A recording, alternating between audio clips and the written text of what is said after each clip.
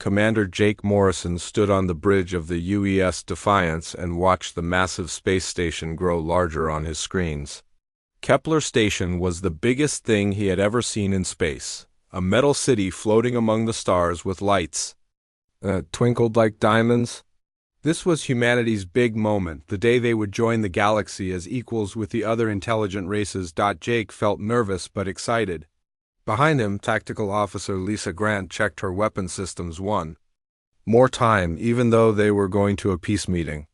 Chief Engineer Ryan Blake worked at his station, making sure their ship looked perfect for the aliens they were about to meet. This was the most important day in human history. The radio crackled with voices speaking in different alien languages. Jake had studied these languages for months, learning enough to be polite. The Vorthic Empire spoke in deep, growling sounds that came from their reptile throats. The Zephyrian Collective made clicking and buzzing noises like giant insects, which they were. The Nexari were strangest of all, beings made of pure energy who spoke through electronic sounds that hurt human ears.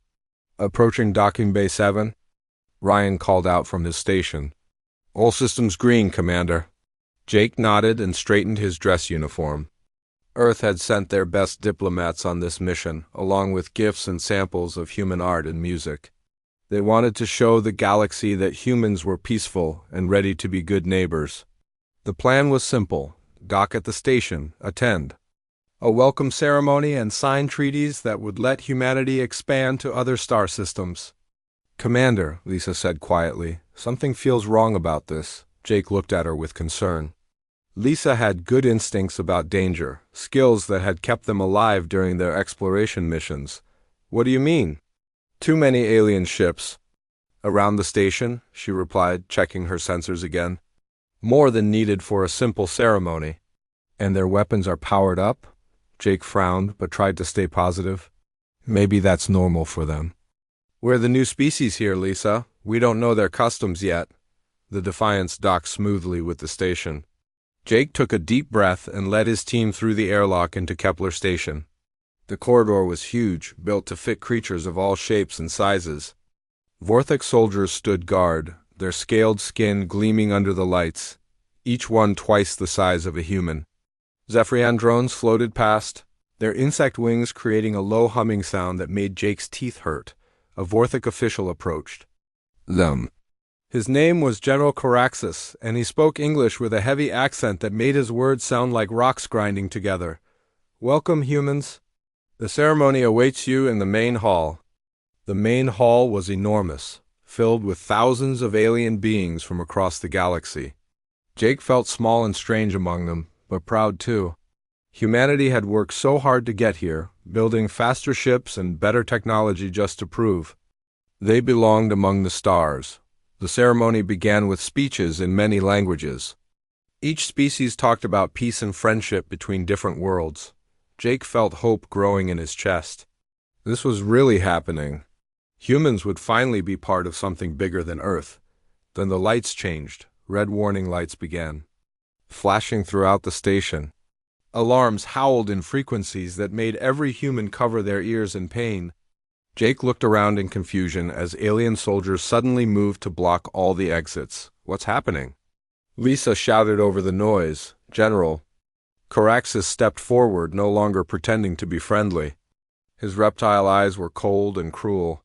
"The galaxy has made a decision about humanity," he announced. "You are too dangerous to be allowed into space." Jake couldn't believe what he was hearing. "Dangerous? We came here in peace. We brought gifts."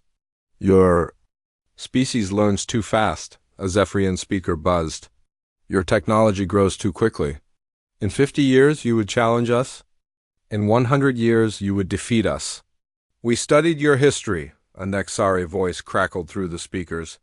"War, violence, conquest. You cannot be trusted with the stars."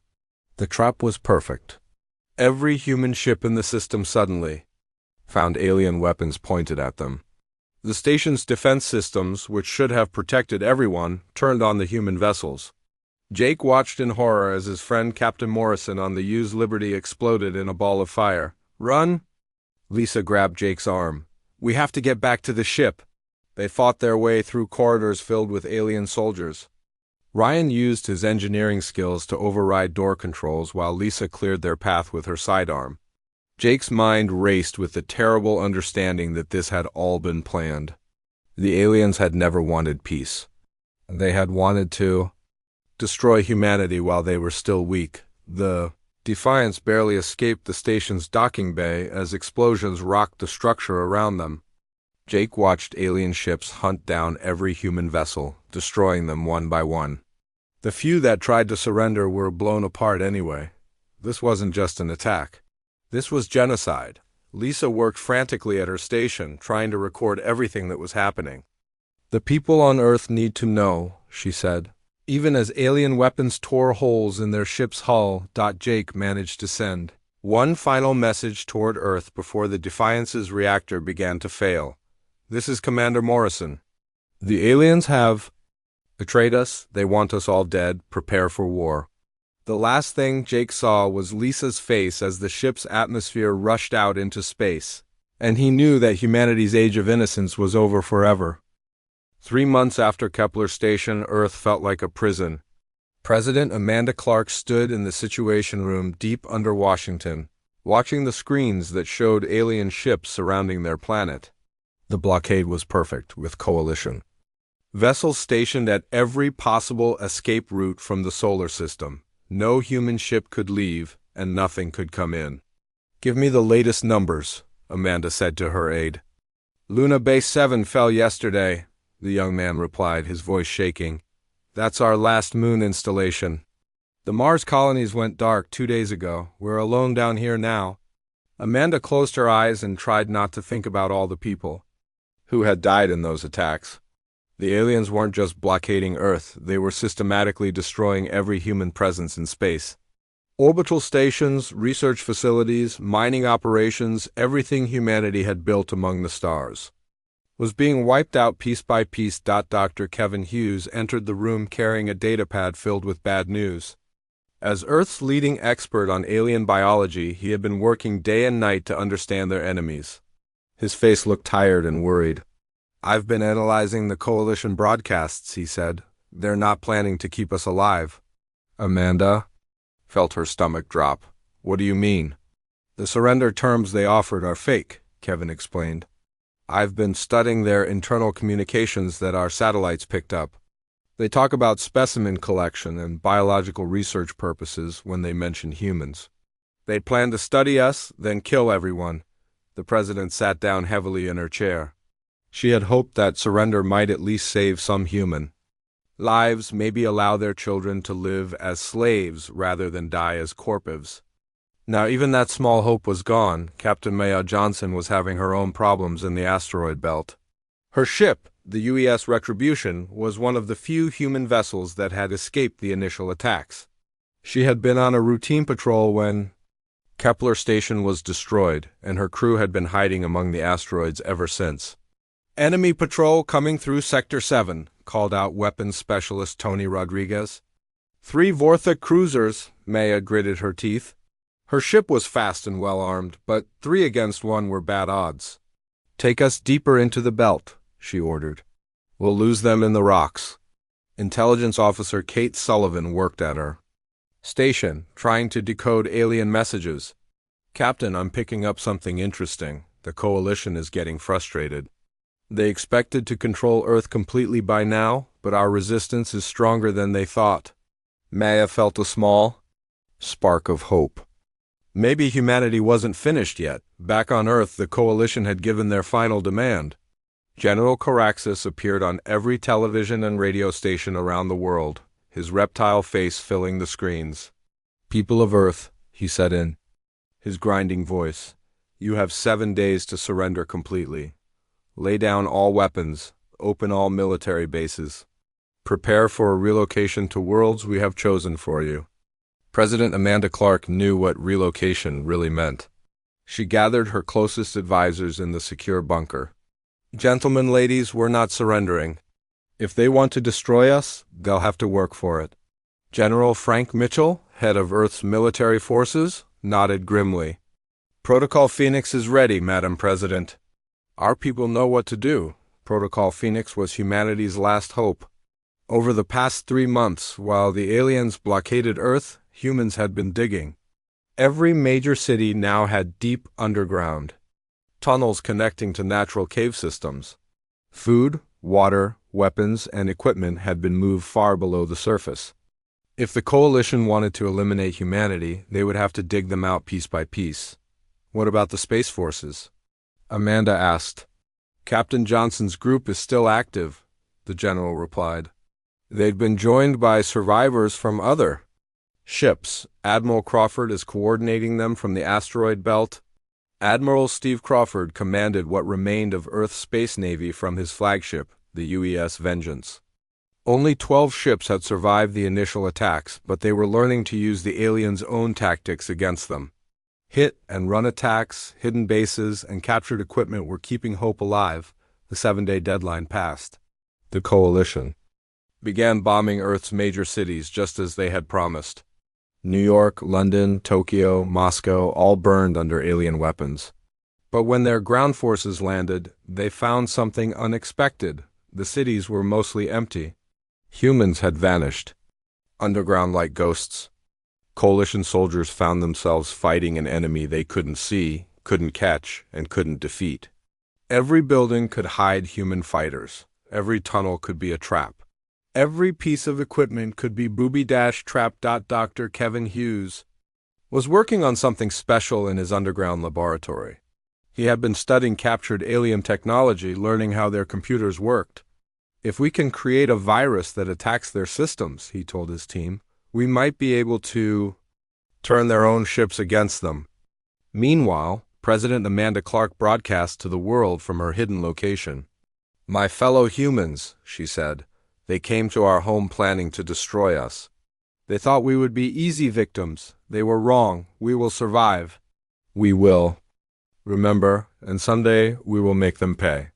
Captain Maya Johnson received new orders from Admiral Crawford. Instead of just hiding and running, they were to begin capturing alien ships and technology. Every piece of Coalition equipment they could steal was one step closer to evening the odds. This is crazy, Tony Rodriguez said as they prepared to attack a lone Zephyrian scout ship. We're outnumbered 1,000 to 1, Maya smiled grimly. Then we better make sure we're 1,000 times smarter.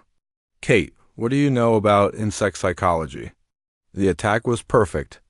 Using human tactics the aliens had never seen before, the Retribution disabled the scout ship and captured its crew alive.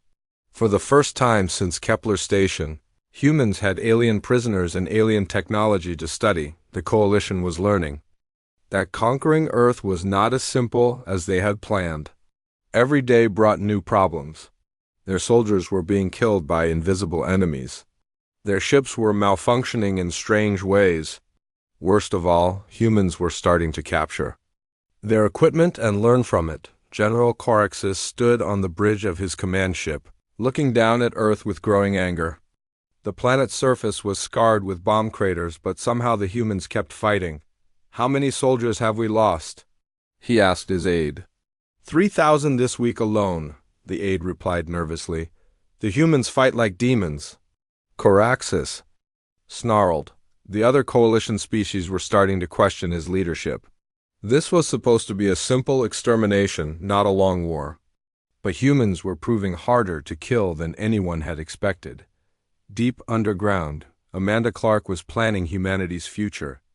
The aliens had made one terrible mistake. Instead of simply destroying Earth from orbit, they had tried to invade. Now they were stuck fighting the kind of war that humans had been perfecting for thousands of years. Phase 2 begins tomorrow, she announced to her staff.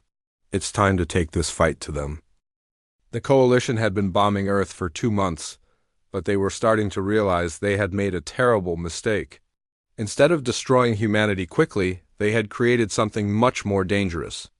Every bomb that fell only made the humans angrier and more determined to fight back. General Frank Mitchell stood in his command bunker 2 miles beneath the Rocky Mountains, surrounded by screens showing the war above. His communications expert Carol Reed worked frantically at her station, coordinating resistance cells across the planet. Strategic analyst Ben Parker studied alien movement patterns, looking for weaknesses they could exploit. Sir, we're getting Reports from all sectors, Carol said, adjusting her headset. The tunnel networks are complete. Every major city is now connected underground. The aliens can bomb the surface all they want, but they can't reach us down here. Frank nodded with satisfaction. Protocol Phoenix was working better than anyone had hoped. Humans had always been good at digging holes and hiding in them. Now they were using those skills to survive an alien invasion above ground. Coalition soldiers were having the worst time of their lives. Vorthok troops, used to fighting in open battles, found themselves facing an enemy that appeared from nowhere and vanished just as quickly. Every building could hide human fighters. Every street corner could be a trap. Every piece of rubble could conceal explosives. Lieutenant Korask of the Vorthok 4th Legion crouched behind the ruins of what had been a human school. His scales scarred from weeks of urban fighting. His squad had started with 20 soldiers. Now only 6 remained alive. The humans fought with weapons they had never seen before, using tactics that made no sense according to Coalition military doctrine. Motion sensors show movement in Sector 12, his sergeant reported. Looks like another human patrol, Korask sighed. They would chase the humans through empty buildings for hours, only to find nothing but booby traps and empty tunnels. Meanwhile, other human teams would attack their supply lines, steal their equipment, and disappear back underground like ghosts. Captain Maya Johnson was having much better luck in space. Her ship, the UES Retribution, had been joined by 11 other surviving human vessels under Admiral Steve Crawford's command. They had established a hidden base inside a hollow asteroid, where they were doing something the Coalition had never expected, learning. The Zephyrian computer systems use quantum encryption, Kate Sullivan explained, studying data from their captured scout ship. But they didn't account for human pattern recognition abilities. We can break their codes. Maya smiled as she watched her crew work. Tony Rodriguez was teaching other weapons specialists how to modify alien energy weapons for human use. Engineers were combining human technology with captured alien equipment, creating hybrid systems that worked better than either alone. Admiral Crawford wants to see you, Kate said. Handing Maya a communication device, Steve Crawford appeared on the screen, his weathered face showing the strain of commanding humanity's last space force. Maya, how many alien ships have your people captured now? 17, she replied proudly. Small vessels mostly, but we're learning from each one. Tony thinks we can start modifying our own ships with alien technology within the month. Good, Steve said, because Earth is about to begin Phase 2 of Protocol Phoenix. They're going to need our help. Back on Earth, Dr. Kevin Hughes had made a breakthrough that would change everything. Working in his secret laboratory beneath the ruins of MIT, he had finally cracked the Coalition's communication network. More importantly, he had created something that would give humans their first real advantage in this war. It's a virus, he explained to President Amanda Clark during her visit to his lab. Not biological, but digital. It attacks alien computer systems by mimicking their own programming, then corrupting it from the inside. Amanda looked at the small data chip Kevin held in his hand. This tiny thing can hurt their ships? Better than that, Kevin said with a grin. It can turn their ships against each other. The virus spreads through their communication networks, making their computers think enemy signals are friendly ones, and friendly signals are enemy ones. The first test of Kevin's virus came when Coalition forces tried to attack the hidden resistance base beneath Chicago. Human fighters led the alien troops into a carefully prepared trap, then activated the virus using captured alien communication equipment. The results were spectacular. Vorthok ground forces suddenly found their own air support bombing them instead of the humans. Zephyrian drones began attacking their own command ships. Nexari energy beings lost control of their coordination systems and started fighting each other instead of the resistance. Then, Parker watched the chaos from his command station and laughed for the first time in months. Sir, enemy forces are retreating from all positions around Chicago. They're shooting at each other more than they're shooting at us. General Frank Mitchell allowed himself a small smile. Send the virus to all resistance cells. It's time to take this war to the aliens. The virus spread faster than anyone had expected. Within days, coalition forces across Earth were experiencing system failures, friendly fire incidents, and complete breakdowns in their command structure. Their technology, which had been their greatest advantage, was now working against them. General Caraxes stood on his command ship, watching reports flood in from across the planet. His forces were in chaos. Ships were attacking their own allies. Ground troops were being bombed by their own air support. Communication systems were sending contradictory orders to different units. How are the humans doing this? He snarled at his technical staff. Unknown, sir, his chief engineer replied nervously. Our systems show no signs of external attack, but they're definitely compromised. It's as if our own computers are turning against us. Meanwhile, Admiral Steve Crawford was preparing for the most ambitious part of Protocol Phoenix.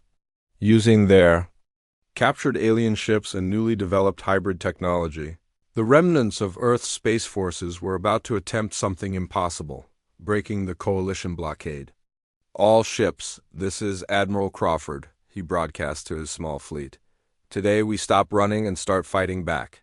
Our people on Earth are counting on us to open a path to the stars. The attack began at dawn, Earth time. 12 human ships, modified with alien technology and crewed by people who had lost everything, struck at the coalition blockade with fury that surprised even themselves. They had learned to use the aliens' own tactics against them, hitting multiple targets simultaneously and disappearing before the enemy could respond. Maya Johnson led her squadron against a Vorthak battle group, using the virus to turn their own weapons against them. Tony Rodriguez had modified their weapons to punch through alien shields like they were made of paper. The Retribution danced between enemy ships, dealing death with human precision and alien technology. Ma'am, we've got a hole in their line, Kate called out. 3 minutes before they can close it. Maya keyed her radio to broadcast on all frequencies. All escaped ships? This is Retribution? The door is open. Go, go, go. From hidden launch sites across Earth, ships began to rise. Not warships, but transports carrying the most precious cargo humanity possessed: people, knowledge, and hope. President Amanda Clark had authorized the beginning of humanity's greatest gamble. If they couldn't defend Earth forever, they would make sure humans survived somewhere among the stars. Ellen Davis commanded one of the largest transport fleets aboard the ship New Horizon. Her convoy carried 50,000 refugees, along with genetic samples, cultural artifacts, and technical data needed to rebuild human civilization elsewhere.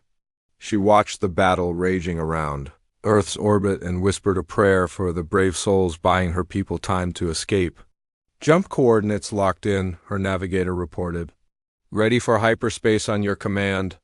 Ellen took one last look at the blue world where humanity was born.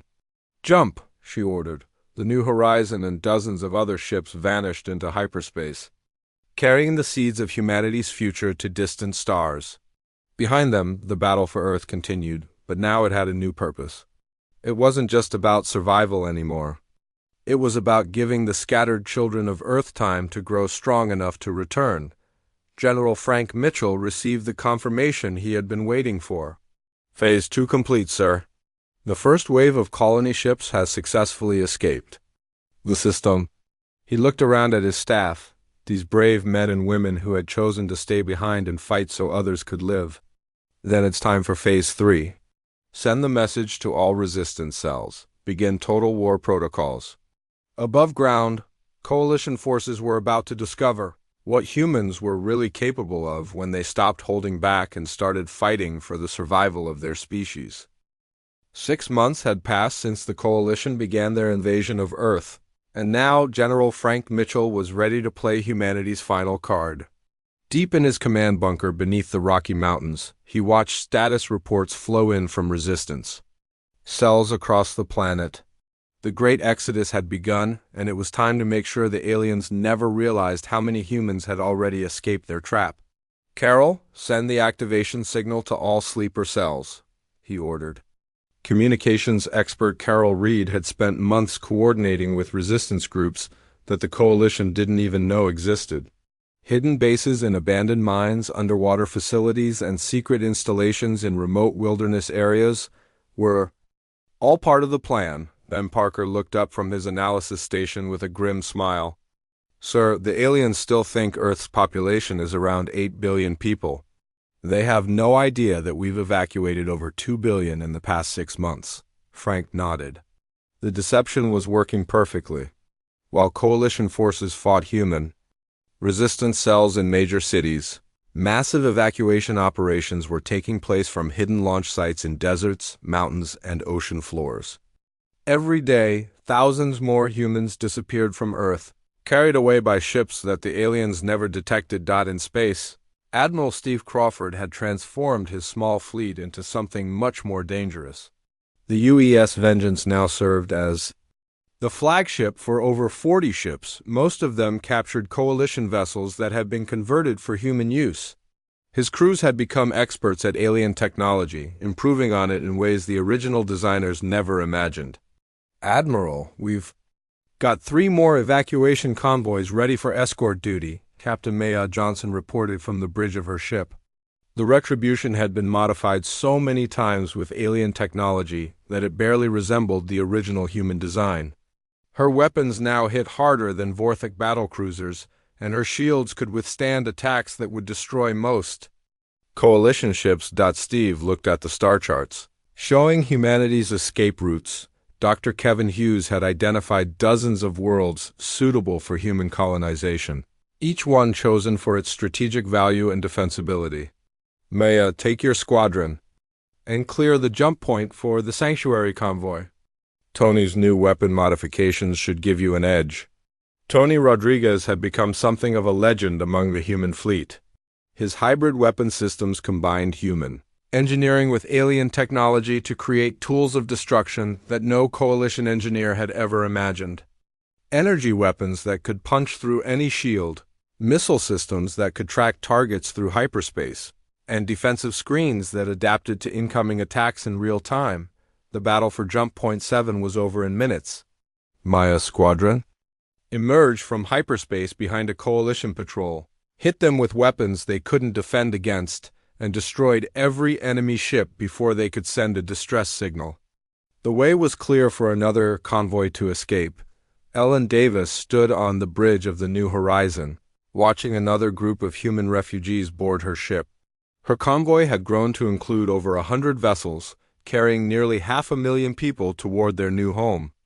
The ship's cargo holds were packed with genetic samples, cultural artifacts, manufacturing equipment, and everything else needed to rebuild human civilization on a distant world. Ma'am, we've received confirmation from Admiral Crawford, her navigator reported. The jump route is secure. We can depart on schedule. Ellen nodded, but her heart was heavy. Every ship that left Earth carried people away from the world where humanity was born. Many of them would never see home again, but that was the price of survival. Signal all ships in the convoy. Begin final departure preparations. On Earth, the coalition was slowly realizing they were fighting a different kind of war than they had expected. General Coraxus studied casualty reports that made no sense.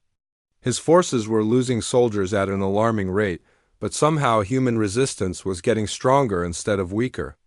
Enemy attacks were becoming more sophisticated, using alien technology in ways that shouldn't have been possible. Sir, our intelligence suggests the humans have been capturing our equipment and reverse engineering it, his aide reported nervously. Some of their weapons are now superior to our standard armaments, Coraxus snarled in frustration. This was supposed to be a simple extermination operation. The humans should have been wiped out months ago. Instead, they were adapting to coalition technology faster than anyone thought possible. How many of our ships have gone missing? 73 confirmed losses, sir. Most were small scouts and patrol vessels, but they've also taken some cruisers. The reptilian general's eyes widened.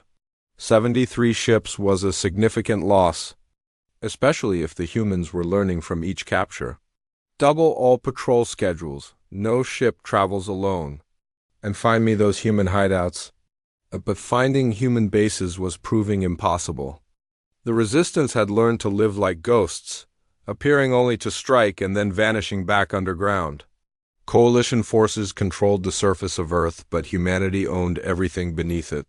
Miles of tunnels connected hidden facilities, where people lived, worked, and planned their revenge. Dr. Kevin Hughes was working on his greatest project, yet in a laboratory carved from solid rock beneath the ruins of Boston. The virus that had corrupted Coalition computer systems was just the beginning. Now he was developing weapons specifically designed to kill each alien species, biological agents that would target their unique physiologies while leaving humans untouched. The Vorthic respiratory system is particularly vulnerable to engineered bacteria, he explained to his research team. Their reptilian metabolism can't process certain toxins that are harmless to mammals. The Zephyrians have collective consciousness that makes them susceptible to neural disruptors, and the Nexari energy beings can be destabilized by quantum interference patterns. Meanwhile, President Amanda Clark was preparing for the most difficult decision of her life. Hidden in a bunker that the Coalition hadn't found yet, she was planning Earth's final act of defiance. If humanity couldn't hold their homeworld, they would make sure the aliens paid a terrible price for taking it. General Mitchell, how many of our people have successfully reached the colony worlds? She asked during their daily briefing. Frank checked his reports. Over 3 billion evacuated so far, Madam President. The colony ships are establishing bases on 47 different worlds. Admiral Crawford estimates we can get another 1 billion people out before the aliens catch on. Amanda nodded. Half of humanity would survive, scattered across the galaxy like seeds waiting to grow. And our industrial capacity? Mobile shipyards and manufacturing plants have been set up on 12 worlds, Ben Parker reported. They're already producing ships and weapons using captured alien technology. In 5 years, we'll have a fleet. In 10 years, we'll have an army. The plan was simple but brilliant. While Coalition forces wasted time and resources fighting a resistance that was slowly evacuating Earth, human colonies were growing stronger in distant star systems.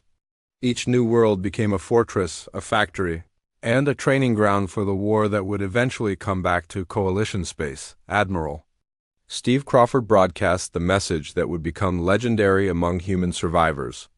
Standing on the bridge of the UES Vengeance, with Earth burning behind him and freedom waiting ahead, he spoke to every human in the galaxy. People of Earth, children of humanity scattered among the stars, hear these words. The aliens came to our home thinking they would find easy victims. Instead, they found something they never expected. They found humans. We are leaving Earth not as refugees, but as seeds of vengeance. Every world we claim will become a weapon pointed at their hearts. Every ship we build will carry our anger across the void. Every child born in exile will grow up knowing that someday we will return. The Coalition wanted to destroy humanity. Instead, they have given us the galaxy. We will remember what they did to us. We will prepare. We will grow strong. And when we return, we will show them what happens when you attack the human race. The transmission reached human colonies across dozens of star systems, carried by relay stations hidden in asteroid belts and on remote moons. On every world where humans had landed, people stopped their work to listen. Children who had been born in the evacuation ships heard the promise that would define their lives. Ellen Davis stood in the observation deck of New Horizon. As her convoy approached their new home, a green world orbiting a yellow star 300 light years from Earth. Behind her, refugee families prepared to start new lives. Ahead of her, engineers and soldiers prepared to build the foundation of humanity's revenge. Signal all ships, she announced. Welcome to New Earth. Let's show the galaxy what humans can build when they're properly motivated. On Earth, General Frank Mitchell received confirmation that the last major evacuation convoy had successfully jumped to hyperspace, Phase 4. Of Protocol Phoenix was complete. Now came the hardest part, making sure the Coalition never realized how badly they had been fooled. Begin scorched Earth protocols, he ordered. If we can't keep Earth, we'll make sure they can't use it either. 25 years had passed since the Great Exodus, and the young man standing on the bridge of the HSS Retribution's Legacy was the son of refugees who had fled Earth with nothing but hope and fury. Commander Alex Turner had never seen the world where humanity was born, but he carried its memory in his heart like a burning coal. Today, that fire would finally be released. "All ships report ready for operation," his tactical officer announced. Lieutenant Sarah Martinez was the daughter of one of Admiral Crawford's original crew members, raised on stories of Earth's last battle and trained from childhood. For this moment, Alex looked at the fleet assembled around his flagship, 50 warships, each one built in the hidden shipyards of New Earth and armed with weapons that surpassed anything the Coalition had ever imagined. These weren't the desperate refugees who had fled Earth decades ago. These were the children of survivors, forged into something the galaxy had never seen before. "Signal all captains," Alex commanded. "Today we keep the promise our parents made. Today humanity comes home." The target was Kronos 7, a Vorthic mining world that supplied raw materials for Coalition military shipbuilding. Intelligence reports indicated it was heavily defended but not prepared for the kind of assault humanity was about to deliver. More importantly, it was the first step in a campaign that would bring the war to every Coalition world simultaneously. Ellen Davis, now an elderly woman but still sharp as a blade, watched the fleet departure from her office on New Earth. As the planetary governor, she had overseen the transformation of a refugee colony into the industrial heart of human space. The shipyards that surrounded their world could build vessels faster than any Coalition facility, while the research centers had developed technology that turned alien advantages into human weapons. "Ma'am, the first wave has jumped to hyperspace," her aide reported. "All systems are operational." Ellen smiled and remembered the desperate flight from Earth so many years ago. The scared refugees on those evacuation ships had become engineers, soldiers, scientists, and leaders. Their children had grown up with a single purpose: to make the Coalition pay for what they had done to humanity. Dr. Kevin Hughes, now ancient but still brilliant, supervised the final preparations from his laboratory on Sanctuary Station. His biological weapons were loaded aboard the assault ships, each one designed to target specific alien physiologies with devastating efficiency. The Vorthak would find their scales falling off as engineered bacteria ate through their skin. The Zephyrians would watch their hive minds collapse as neural toxins destroyed their collective consciousness. The Nexari would discover that their energy forms could be dispersed by quantum disruptors that turned them into harmless light. "The weapon systems are ready," he announced to his team. "After 25 years of preparation, we finally have the tools to repay our debts." The attack on Kronos 7 began exactly as planned. Alex Turner's fleet emerged from hyperspace in perfect formation, their hybrid engines allowing them to achieve positions that no Coalition commander thought possible. The defending Vorthic ships found themselves surrounded by vessels that moved faster, hit harder, and shielded better than anything they had faced before. "Enemy fleet is moving to intercept," Sarah Martinez reported. 12 heavy cruisers, 30 escort vessels. Alex studied the tactical display. The Vorthak formation was textbook perfect according to their military doctrine, which meant it was exactly what human planners had expected. Execute pattern Omega. Show them what human creativity looks like. The battle was over in 37 minutes. Human ships danced through space like deadly angels, their weapons tearing through alien shields as if they didn't exist. The Vorthak had spent decades perfecting their military technology, but humans had spent 25 years studying that technology and improving on it. Every weakness had been identified, every strength had been countered, and every tactic had been anticipated. "Surface bombardment complete," the weapons officer announced. "No enemy installations remain operational."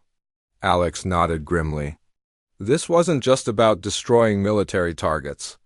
This was about sending a message that would reach every Coalition world.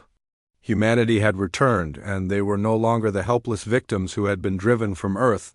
General Nina Roberts led the ground assault with troops who had trained their entire lives for this moment. The human colonial Marine Corps was, unlike any military force the galaxy had ever seen, combining alien technology with human tactics that emphasize speed, precision, and absolute ruthlessness. They took no prisoners because they had been taught that the Coalition showed no mercy. To humans, secure all mining facilities, Nina ordered as her troops advanced through the burning Vorthic settlements. Strip everything useful, then plant the charges. I want this world to be a monument to what happens when you attack humanity. The efficiency was terrifying. Human soldiers moved with a coordination that made Vorthic military units look clumsy. By comparison, they had studied every piece of Coalition equipment, memorized every alien weakness, and trained in environments that simulated every possible battle condition. More importantly, they fought with the fury of children whose parents had been murdered back in Coalition space. The news of Kronos VI's destruction sent shockwaves through every government. General Coraxus, now old and scarred from his years, fighting human resistance on Earth, stared at the tactical reports with growing horror. The attacking fleet had used technology that was clearly based on Coalition designs, but improved in ways that shouldn't have been possible. How many ships? Did we destroy? He asked his aide. None, sir. Intelligence indicates the human fleet suffered 0 casualties. Coraxus felt his blood turn cold. 0 casualties meant this wasn't luck or surprise. It meant the humans had achieved technological superiority that made Coalition forces obsolete. Get me a direct line to the High Council. They need to know what we're facing, but it was already too late for warnings. As reports of Kronos 7's fate reached Coalition leadership, similar attacks were beginning across their territory. Admiral Alex Turner's assault had been just the opening move in a campaign that would bring war to every species that had participated in humanity's near-genocide. Captain Lisa Hayes, granddaughter of the Lisa Grant who had died at Kepler Station, led her bomber squadron through the atmosphere of a Zephyrian hive world. Her ships carried Dr. Hughes' biological weapons, toxins specifically engineered to target the insectoid aliens' collective nervous system. Approaching primary hive complex, her navigator announced, enemy air defenses responding. Lisa smiled coldly as Zephyrian fighters rose to meet her squadron. The insectoids flew in perfect swarms, coordinated by their hive mind consciousness. It was an effective tactic against most enemies, but humans had learned to turn that strength into a weakness. Deploy neural disruptor charges, she ordered. Let's see how well they fly when they can't think together.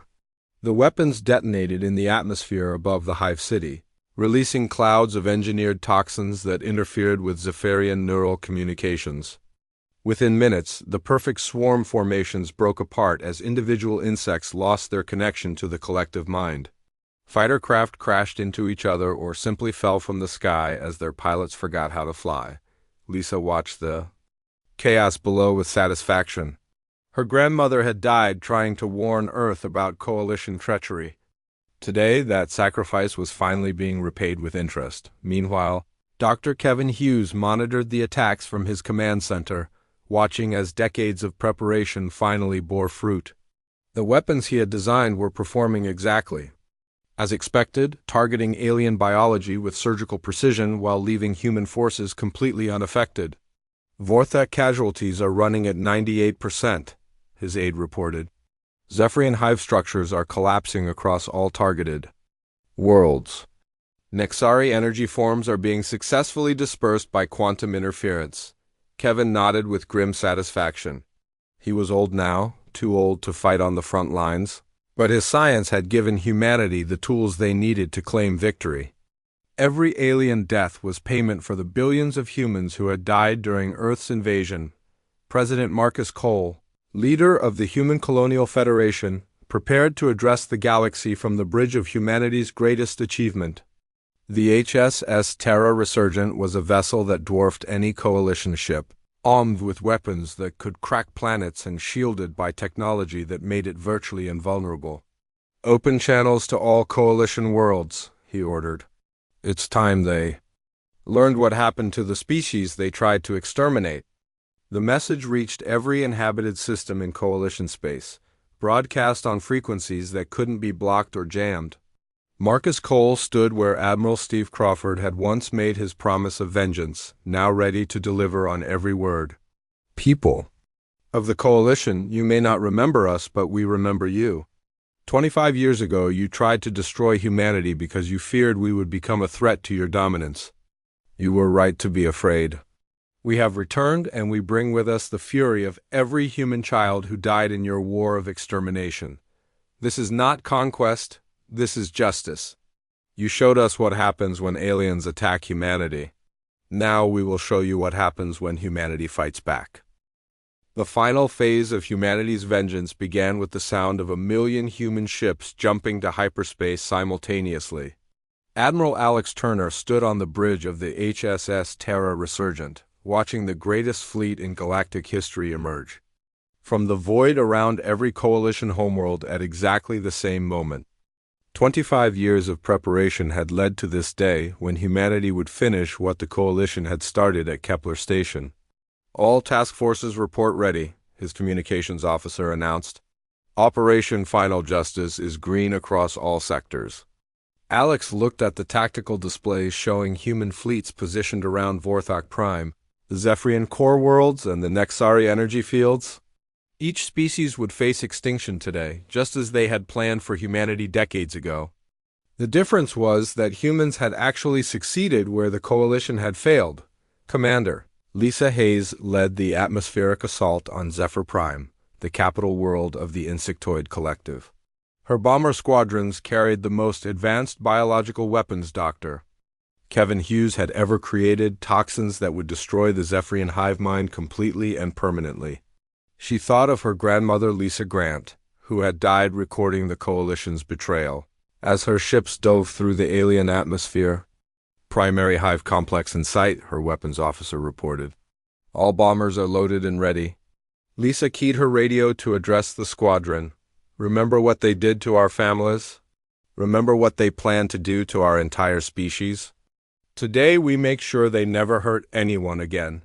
The biological weapons deployed across Zephyr Prime like clouds of death, engineered specifically to target insectoid neural pathways. Within hours, the planetary hive mind that had controlled billions of Zephyrians for thousands of years simply stopped functioning. The collective consciousness that had once threatened humanity crumbled into chaos as individual insects found themselves, alone in their own minds for the first time in their species' history. On the other side of the galaxy, General Nina Roberts was completing her own mission of vengeance. Her ground forces had landed on Vorthok Prime with orders that were simple and final: eliminate every trace of the reptilian empire that had orchestrated humanity's near genocide. The human colonial marines moved through Vorthok cities like a force of nature, their hybrid weapons cutting through alien defenses as if they were made of paper. Sir, enemy resistance is collapsing on all fronts, her field commander reported. The Vorthok military command has been destroyed. Their government centers are in flames. Nina nodded grimly as she watched the alien capital burn. The same reptilian leaders who had planned humanity's extinction were now experiencing it themselves. Their cities fell one by one, their fleets were destroyed in orbit, and their colonies across the galaxy received the same treatment they had given to human settlements decades ago. No survivors, she ordered, echoing the command the Coalition had given about humanity. Make sure the galaxy remembers what happens when you try to exterminate the human race. The Nexari faced a different but equally final fate. Dr. Kevin Hughes himself, now ancient but determined to see his life's work completed, supervised the deployment of quantum disruption weapons from his command ship. The energy beings that had once seemed invincible found their very existence threatened by technology that could tear apart the quantum fields that gave them form. Quantum cascade is propagating across all Nexari energy matrices, his lead scientist reported. Their collective existence is destabilizing. Kevin watched the readings on his screen as the Nexari civilization simply dissolved back into random energy. They had helped plan humanity's destruction because they believed their energy-based existence made them superior to biological species. Now they were learning that human science could destroy any form of life, no matter how alien or advanced. President Marcus Cole broadcast humanity's final message to the galaxy from the bridge of the Terra Resurgent. Behind him, the Coalition homeworlds burned with the fires of human vengeance. The species that had tried to eliminate humanity from the universe were now being eliminated themselves, and the irony was not lost on anyone. "Citizens of the former coalition," he announced, his voice reaching every surviving communication system in their space. "Your governments declared war on humanity 25 years ago. They decided that our species was too dangerous to be allowed to exist. They were correct. We were dangerous to anyone who threatened our survival. Today, that war ends with your complete defeat." The systematic destruction of coalition civilization was more thorough than anything the galaxy had ever witnessed. Human fleets moved from system to system with mechanical precision, destroying military installations, government centers, and industrial facilities. They showed the same mercy that had been shown to human civilians during the invasion of Earth, which was none at all. Alex Turner received reports from across the galaxy as human forces completed their missions.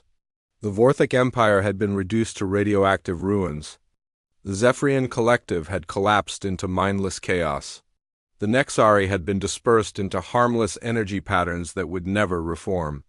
In less than 6 months, humanity had accomplished what the Coalition had failed to do in decades of warfare. They had eliminated their enemies completely. "Admiral, all primary objectives have been secured," his operations officer reported.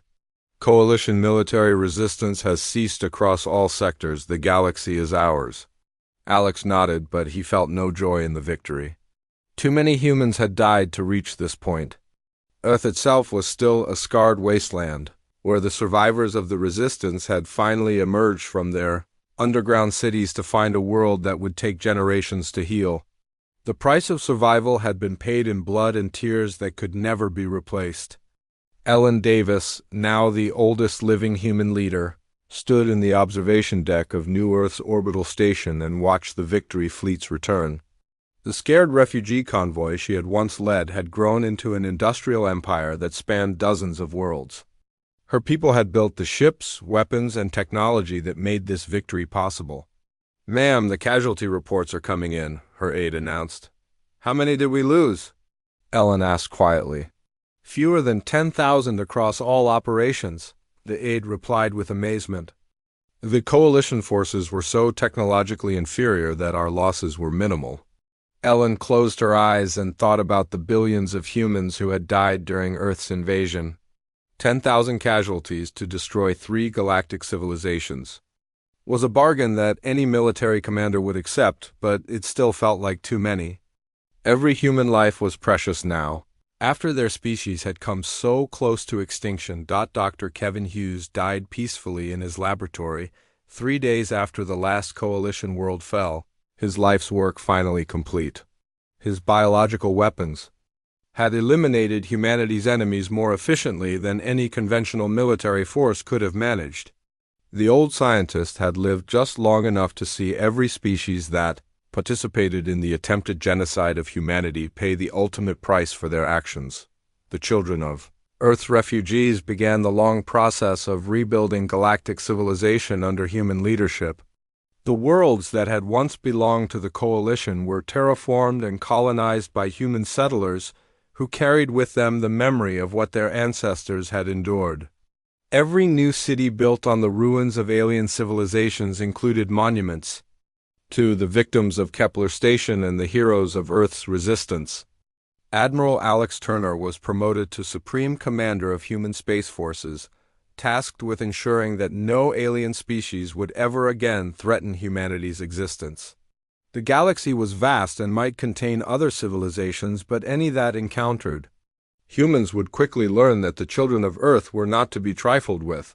President Marcus Cole established the new capital of human space on a world they named Vengeance, built on the ruins of the former Coalition capital.